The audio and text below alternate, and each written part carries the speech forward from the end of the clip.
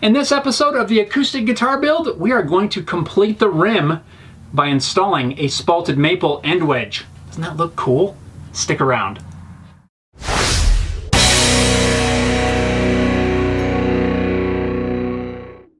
What's going on, and welcome back to this episode of Home Built Workshop. I hope you're having an amazing day. In the last installment of the acoustic guitar build, I almost have the rim finished up. I installed the kerfing as well as the bracing for the sides. Today, we need to perform the last step that's needed in order to basically have a completed rim. What is that step, you might be asking? Right here. We need to install an end wedge. Well, we need to make the end wedge and then install it.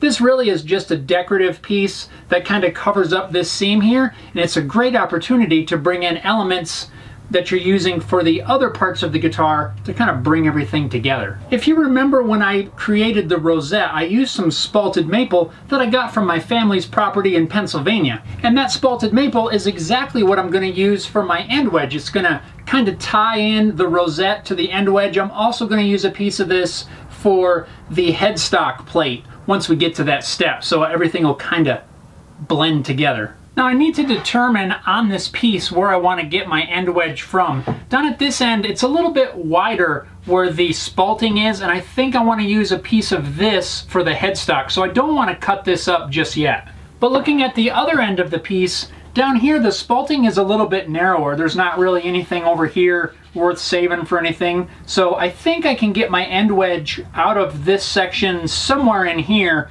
and still get some nice spalting without cutting the section that's wider. Just to help me determine where I want to cut it from, I've made a rough representation of an end wedge. It's probably hard to see on camera because this thing's clear.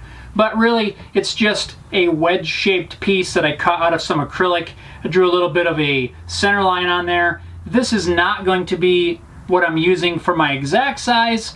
It's going to be close to this, but I'm using this more so I can lay it on the piece and kind of get an idea of what I'm looking at.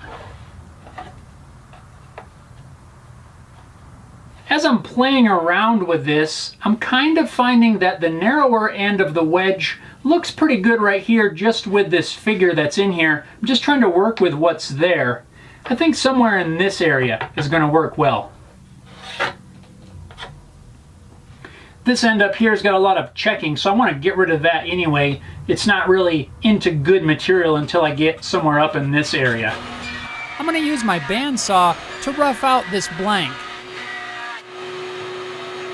And now that the piece is a little bit more manageable, I'll use my acrylic template to mark out the spot that I like. And it's back to the bandsaw to finish cutting this piece out.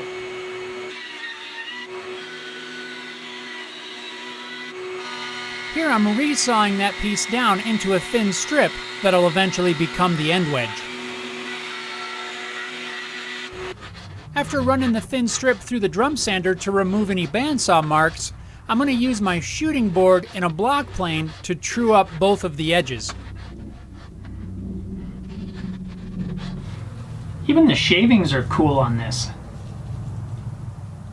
With my greatly oversized end wedge now roughed out, now I need to mark out a center line so that I have something to reference this to when we line it up on the guitar body. If we just measure straight across the piece, there is a slight chance that we could measure at a bit of an angle, giving us different marks. To get the exact center, a cool trick that I recently learned, courtesy of Eric Schaefer of Eric Schaefer Guitars, was to use something with two parallel sides. I'm going to use this little square. I can mark a line at the top and a line at the bottom.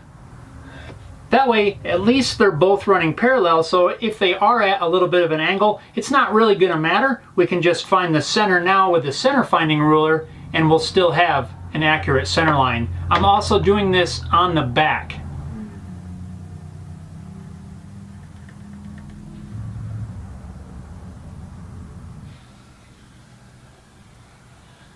I want to just jump in here for a second and let you know a few things. You've probably heard me mention Eric Schaefer several times throughout this build process so far, and I'm sure it's going to come up a few more times because, well, we got a long ways to go. For those of you that don't know, Eric Schaefer is a very skilled luthier who has a ton of helpful videos on his website, on his YouTube channel, but I am currently using his online guitar building course as a humongous source of reference and learning throughout this process. So I got to give a huge shout out to Eric for putting that course together and for sharing all of that information that he has on his YouTube channel as well as his website. Now, I have no agreements or anything like that with Eric. We've never met. We've emailed a few times, but that's about it really.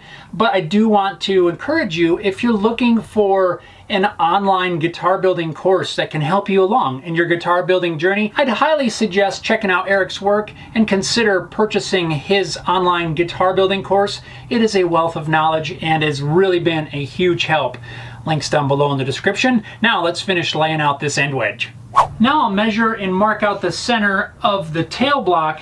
I want to find the actual center of that. That's where we're going to be mounting our end wedge on. So center finding ruler to the rescue.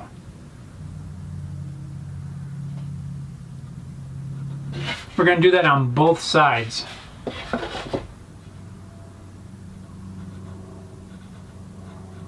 Now I'm going to carry that line down the back on both sides as well.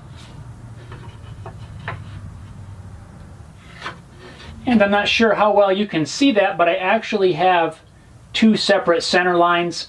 That would either be due to me not cutting this quite in the right spot, or I sanded a little more on one side than I did the other. But the exact center of the instrument is going to be right down the center of those two pencil lines. That's where we're going to line up the center line of our end wedge when we make the cuts. Hopefully that makes sense. It is a little bit confusing when you think about having two center lines, but that just means that that tail block is a little bit to one side, whether it shifted while I was gluing or maybe I didn't cut the sides quite exactly where they needed to be. That's not really a big deal. The whole thing's going to get covered up with the end wedge anyway, but trying to understand that the seam where you glued the two sides together is not your center line. You need to find the center of your block and mark those out and find your true center. So let's get this thing installed. I've applied some double-sided tape to the back of my end wedge, and I'm going to line up the center line of the end wedge with the center lines that I drew out on the instrument.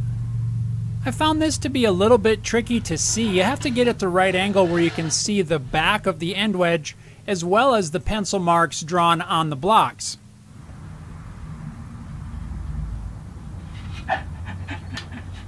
Hey, that's one way to look at it. It's kind of hard to line up those center lines. That looks pretty good. We're going to roll with it. I'll clamp it down to a board to hold it nice and steady while we cut it. Now we'll just carefully use the end wedge as a saw guide and cut a kerf along each side. While making these cuts, I'm only trying to cut through the thickness of the sides. I don't really want to go any deeper than that. After making the first cut, I'll flip the clamps to the other side and repeat that exact same process. Once I have both sides of the end wedge cut through the thickness of the sides, I'll just switch to a scrap piece of wood as a saw guide and make a whole bunch of saw kerfs throughout the thickness of the end wedge.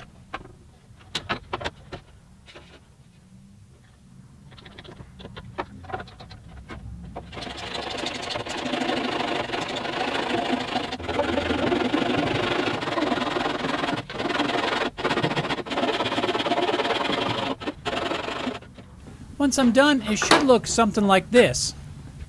Now using a chisel, I'll chip away those curved pieces, clearing out the space for the end wedge.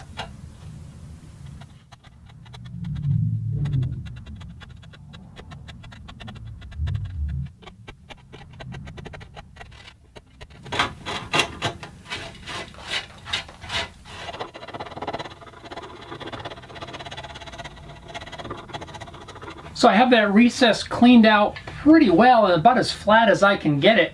And if I do a test fit, that thing wedges in there really nice.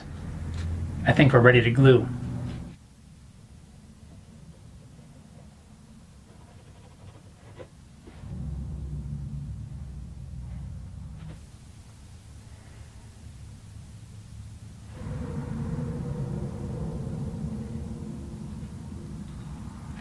Once I put the end wedge into place, I'll just use a spring clamp to apply a light downward pressure, then we'll give the thing a few taps with a mallet, which will wedge the end wedge into place, hence the name, End Wedge. Then I'll remove the spring clamp and clamp down a wooden caul to hold everything in place until the glue dries. After letting the glue completely dry, now I'm going to trim this excess material completely flush.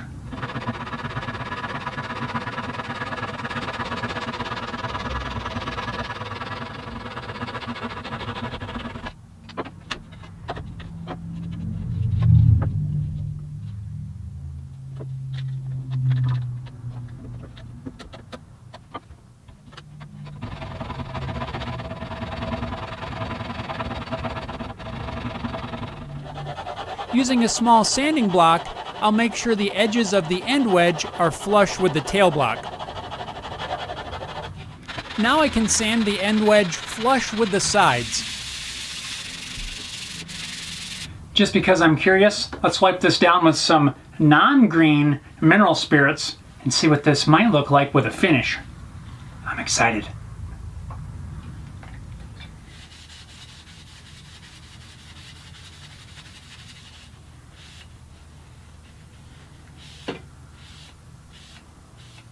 Whoa, that's cool. That's going to be really awesome. I am super happy with that. Well, I don't think I could be much happier with the way this end wedge turned out. I think it looks awesome, and we now have a 100% completed rim. Up next, we're going to be closing the box, which means we're going to be attaching the top as well as the back. That's going to be a huge step. I can't wait to get started on that, which I'm going to do in just a few minutes. So stay tuned for that. Thanks a lot for watching, and we'll see you next time.